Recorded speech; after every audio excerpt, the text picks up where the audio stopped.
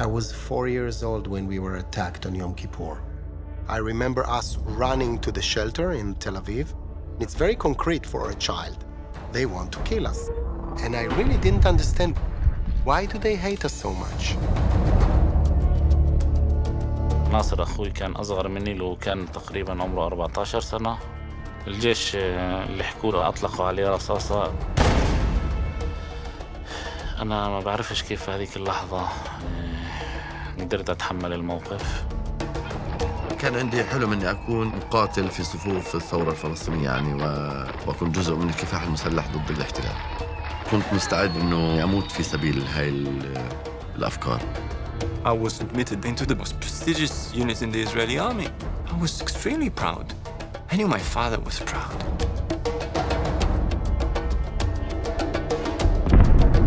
صرت أفكر كتير إيش أنا دوري في الحياة هنا. فاخترت إني أعمل عملية استشهادية.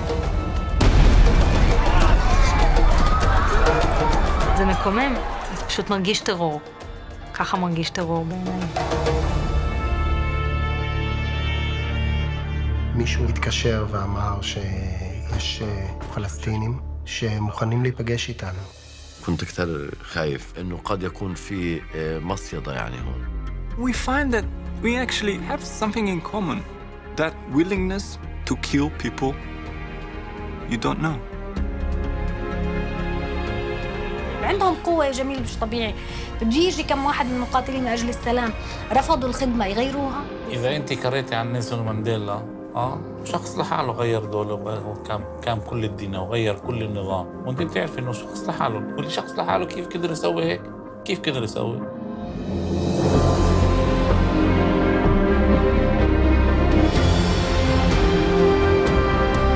אנחנו מזמינים את כוחות הביטחון לפשוט את המדים ולהצטרף אלינו.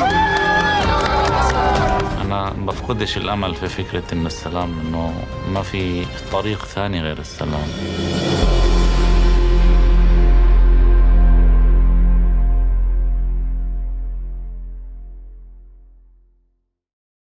Hello, this is Niswander, and you're watching The Nowman Show, and I'm here with Marcina Hale and Sulaiman el-Khatib from the movie Disturbing the Peace. Marcina Hale is the co-founder of Reconsider. She's also the co-producer of the film. She has degrees in both media and psychotherapy, and it was her vision to utilize film as a catalyst to create experiences that evoke thought and conversations that both challenge and inspire a way of relating to live more dynamically. Sulaiman el-Khatib is the co-founder and director of Combatant For Peace.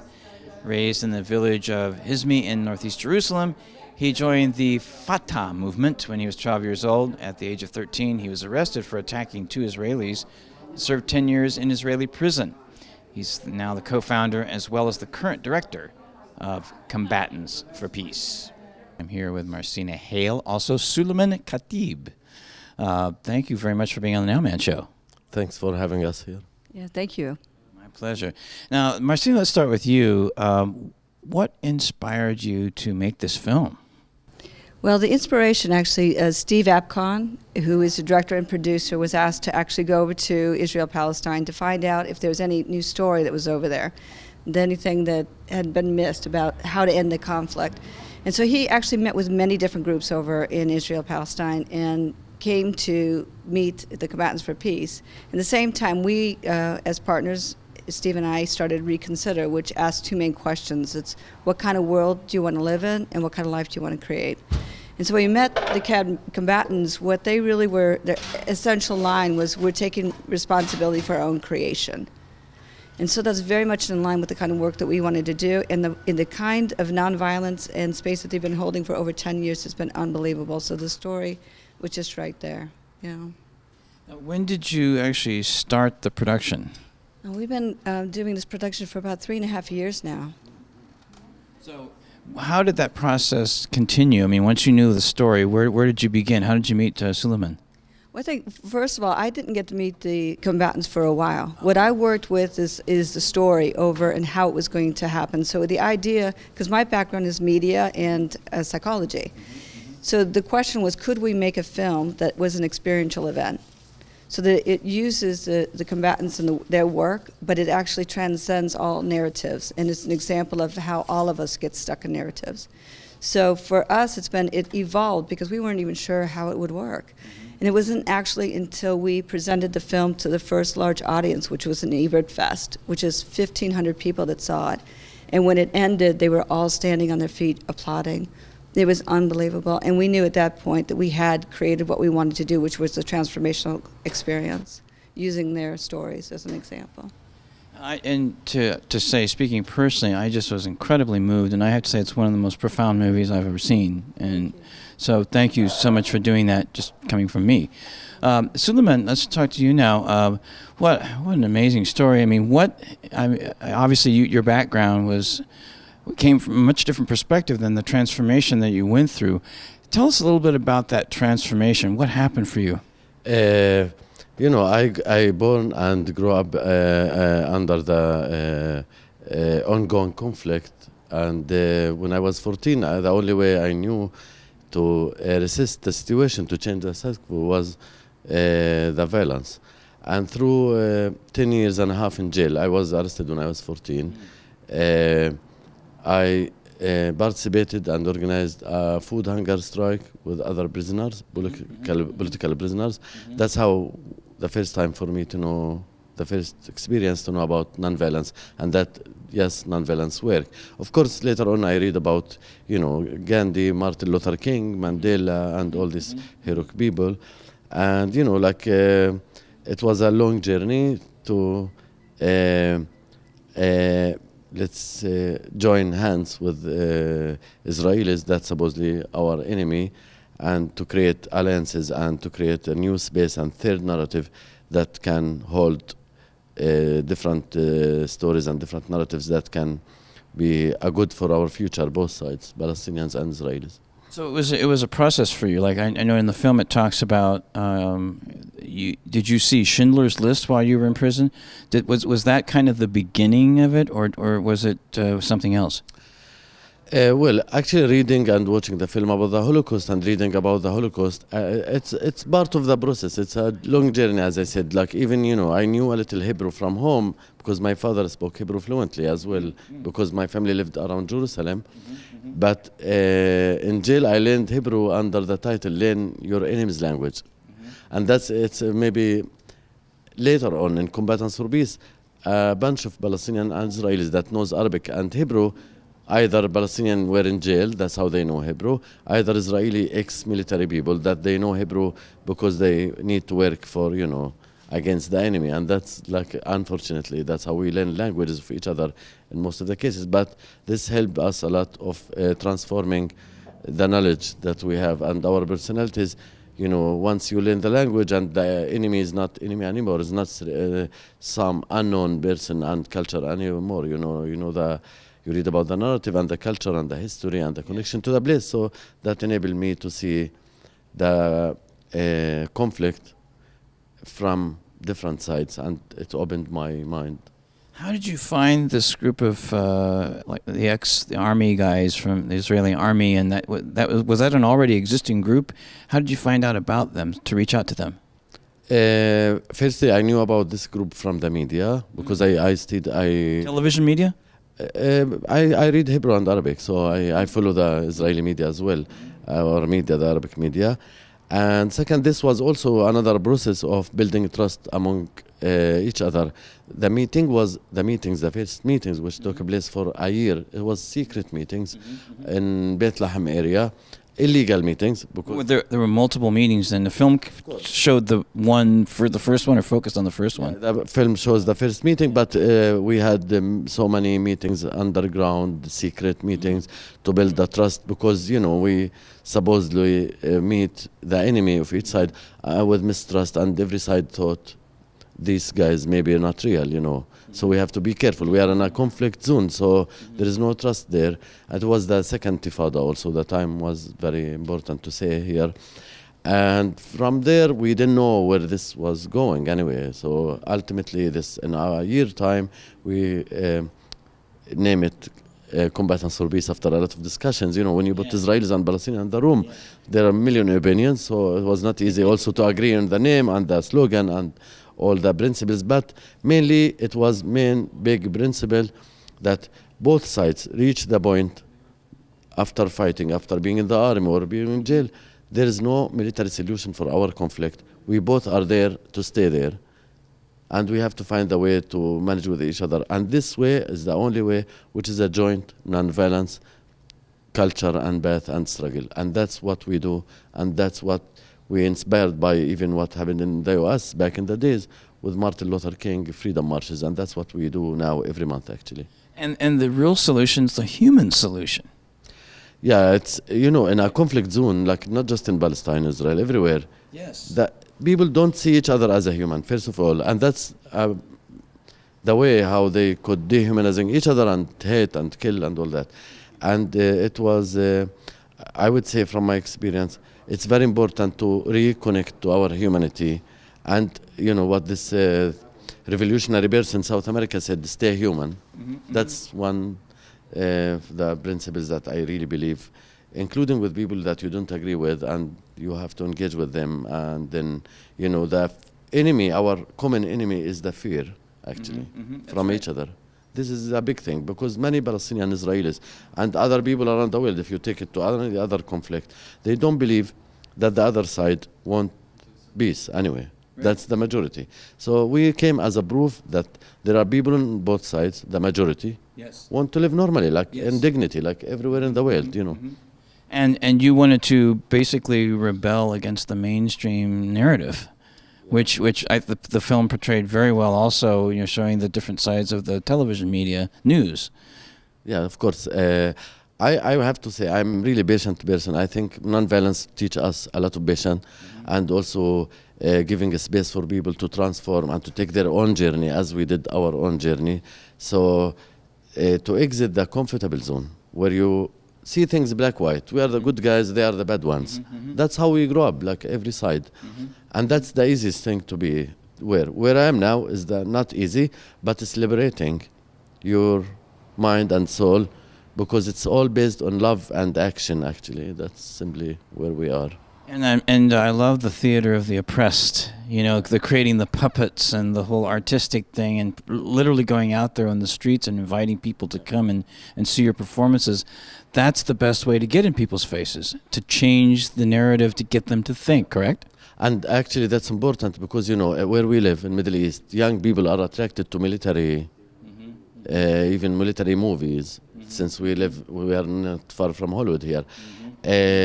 So that's why our group is unique, because our background can attract a lot of young people, and using the theater of the oppressed actually is a way to, because the anger is there, and we just transform this anger from, you know, negative behaviors and hate to a positive action through theater of the oppressed, through bread and puppets and all kind of techniques that we use, which is challenging, but we're so far succeeding, like step by step, to have more Palestinian, more Israeli joining us and building alliances with other groups and to be seen by the mainstream media. In July, we were in the main Israeli media, like for 11 minutes, one report in Channel 2. In Palestinian TV, we spoke there as well. We brought two ex-fighters from Ireland, from both sides, to show this is our conflict. It's not the only conflict. While people are trapped and feel this is the forever and it's never possible, but that's how every people in every conflict feel. So we been noticed, and as you know, like in non-violence, they ignore you and then they try to stop you and then they join you, and that's what we believe. But it takes a long time. We need patience. That comes from Nelson Mandela, right? Exactly. Yeah, I was in jail while Mandela was in jail at the same time, so we were reading for him. Did you learn non-violence training through the Mandela idea? Is that how you discovered that? Among other, you know, theories, you know, Khin Alon, my friend and brother and co-founder of Combatants For Peace, he's the leader of the theater of the oppressed. In Combatants For Peace, he learned that in Brazil, that because the theater of the oppressed founded by a Brazilian person, actually. I forget his name now, sorry. But so we learn about all the theories, and again, the Martin Luther King, the Freedom March that we do now, we take the name from the Freedom Marches that used to happen here during Martin Luther King time. Fantastic. And of course, like nonviolence exists. We were talking about this, me and Marcina, before we came here. It exists in every culture. Yes. In our culture as well, we had a principle of sumud in Arabic, we call it, steadfast.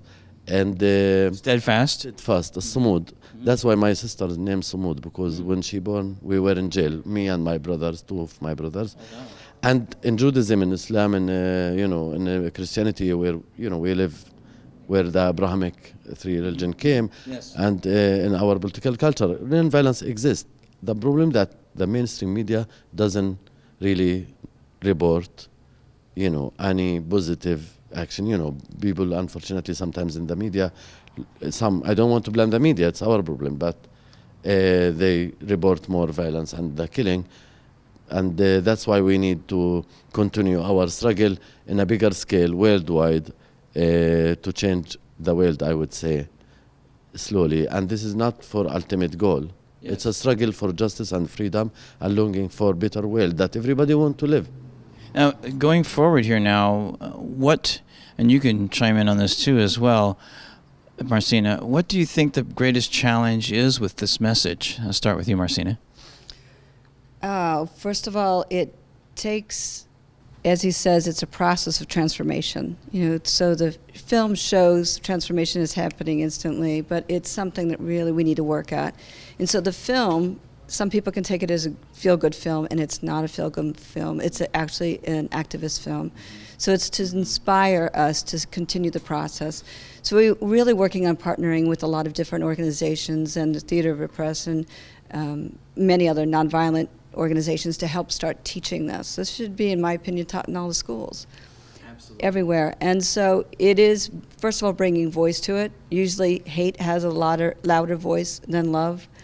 And it's though our responsibility for creating a new message, getting it out there, and following up with everybody that can actually join us. So I think it's just about pulling together, really inspiring one another, as we inspire each other. And now, what's your greatest challenge? I mean, you said just moments before we started this interview that you're going back to Palestine. That's your home. So when you go back, what do you see your greatest challenge being now after all this experience? Well, there are a number of challenges, I have to say, in our road, in our way for nonviolence culture. Part of it, like people, you got used to live in certain way, and to make the change, people are afraid from change. People want to keep the status quo, especially a lot of people with interest, politicians and companies and weapon companies and regional power and world system sometimes. So I would say there is like a huge challenge in front of us to change the system. And I think the American election is a proof of that, actually. Even in America, yes. The election was really about changing the system. That's my feeling. Yes. And in our part as well, people don't want to they are afraid from the tomorrow, the unknown tomorrow. So we need to struggle more and more. I agree a lot with Marcina, actually. I wish to wake up in the morning to see that the Palestinian, Israeli, and American and elsewhere education system teach about what's so-called the other narratives and language and culture, and also teach nonviolence culture as a way of communicating with each other. Actually, I'm going in January with this great women training nonviolence communication in Palestine. There are many more groups coming on the table, teaching nonviolence communication, teaching nonviolence struggle, and coming together. I'm really optimistic, and we are aware of the challenges. We just need a bunch of people to hold this vision, to stand very strong and firm in front of the waves that coming and the challenges that coming. And I feel Combatants for Peace, Reconsider, and some other people and organizations that I have no time now to name them are strong alliances in that movement. Creating alliances and working together. Sure. Exactly. If you look at our budget, our military budget, for example, we have $38 billion right now that have been allocated to Israel for defense. And a part of that money, at least a large majority of it, has to be used to buy U.S. weapons. And so you can see that our own involvement in perpetuating the system is right there. And so our own education around what it is, and it is literally, if we would even spend a fraction of that money on educating for nonviolence and in promoting this kind of work. I mean, even we sort of joke around, we thought we'd sell a bomb to be able to get our message out there, because it's actually easier to do that, it seems, than to actually get funding to really work with nonviolence. And so you have to wonder what we really value at that point. That's true. So there's a lot of, you used the key word, I love the word transformation, because that really is what we saw in this film. Like you said, it's a process, but you really showed that how there can even be conflicts within families, amongst friends, because there isn't better communication, or maybe that light bulb doesn't go off, or it goes off at different times for each of us. So focusing on that transformation and showing it in film and doing it in theater and rallies and bringing people together, what do you see next for the Combatants of Peace? Are there certain projects you already have in addition to what you're talking about? Yeah. For the next year, reminder, it's 50 years of the Israeli occupation and part of our people. And this is important even actually in Judaism. My Israeli religious friend talked about it. In 50 years, you have to make change. Yes. And actually, there are many organizations coming along together now in creating a huge nonviolence movement that exists already, that need support, that need solidarity. And hundreds of American, actually mainly Jewish, coming over in May to do direct action, nonviolence direct action there with us. We had also the alternative Memorial Day to respect the victims of both Palestinian and Israelis in the Memorial Day, in April 30. We do this every year. Last year we have 4,000 people attending our event. Excellent. So we will continue with our freedom marches and with our lectures, with building more groups, because Combatants for Peace is based on local groups, half Palestinian, half Israeli, sharing the power within the organization. It's not Israeli control as typical story, I'm honest. It's really equally with the responsibility. And that's very important to say, because I don't want my side of the story, the Palestinians, to keep feeding the victimhood and the negativity, and that's not good for any side. That's why in Combatants for Peace, we share the power, and it's half in every level you want. And we're carrying the message ahead, and we're growing, and we need more and more people to join us and to cooperate with us and to carry the message ahead. Marcina, what inspired now the title of the film is Disturbing the Peace. What inspired that title? I love this story because it's actually, they have marches every month, and they use puppets, and there's kids there and so forth. And at the end of these marches, there was one time in particular, both an Israeli and a Palestinian that were arrested for disturbing the peace, or I think the translation over there is disturbing the order.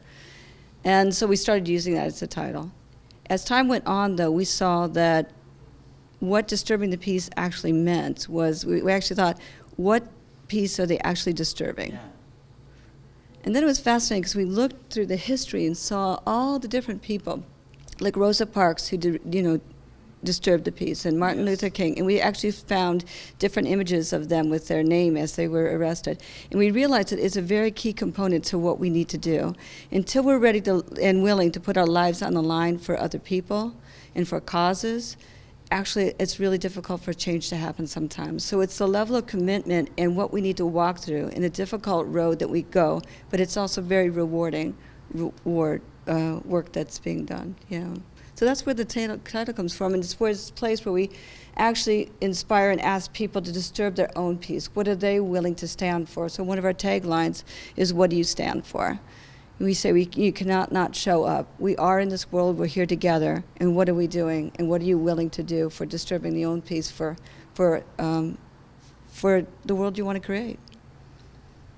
Would you like to add to that? I just want to add that we invite the people to go to our Facebook, Combatants for Peace Facebook, to join us, to like our Facebook, and we creating Friends of Combatants for Peace in America actually now. And this is the right time, talking about the election, this is the opportunity actually. That's how we read the election actually. it is opportunity for people to get together, to see each other, to have dialogue with each other, and to engage with each other, and to activate the laziness part of in our soul. Complacency, we'd like to say here. I don't know that word in English, but I feel it, yeah. Yes. Yeah. Fantastic. How can people find out more about the film besides Facebook? Well, you can actually go to www.disturbingthepeacefilm.com and access both Combatants for Peace and Reconsider and all the work that we're doing. And we have a lot of different programs you can get involved with, either hosting a screening. We also have an educational program where we want to do a tour with the Combatants for Peace that's really imperative with our university. So if you are a member of the university or a college student, just go ahead and request screenings or to get a part of the tour. They also have some very important programs that they do with Combatants for Peace, like Memorial Day, which for us, Memorial Day, we really see as having a party, taking a day off work. Over there, they take it very seriously. It's a very important day over there. And that's because they live it all the time. We don't even show it with us as much. But it's getting in part of those kind of events that they're holding. And in May, we're actually joining, or they're going to, you want to talk about May? Yeah, in May, together with a bunch of other organizations, especially Nonviolence Center, Jewish Nonviolence Center, are bringing together a bunch of organizations. We are partnering with them, hundreds of activists from United States, from around the world, to do work with communities, local communities that under house demolition and all kind of challenges, and we'll end up with a weekend with a huge freedom march and joint action together, and this is in May. So there are more and more actions and activities. Last Friday, the newest group in Combatants For Peace, as a local groups, we had a women group. They leaded the freedom march last Friday.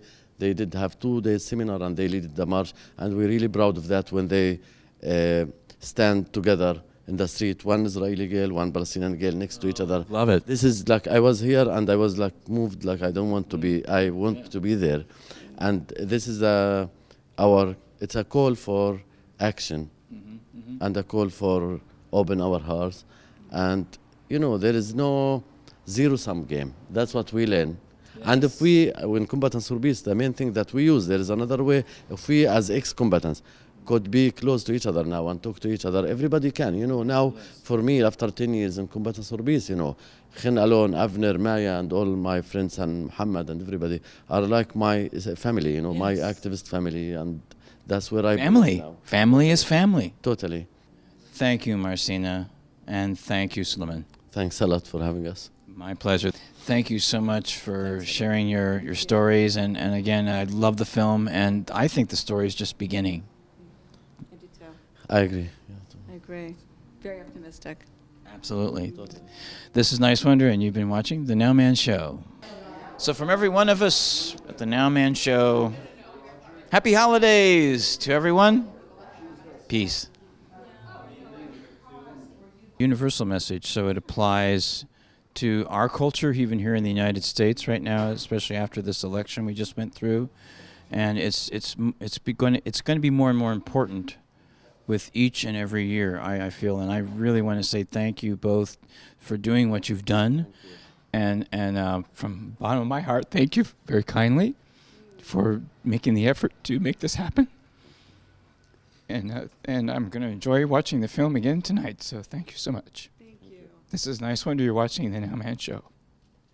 Thank you. אנחנו מזמינים את כוחות הביטחון לפשוט את המדים ולהצטרף אלינו. أنا بفقدش الأمل في فكرة إن السلام إنه ما في طريق ثاني غير السلام.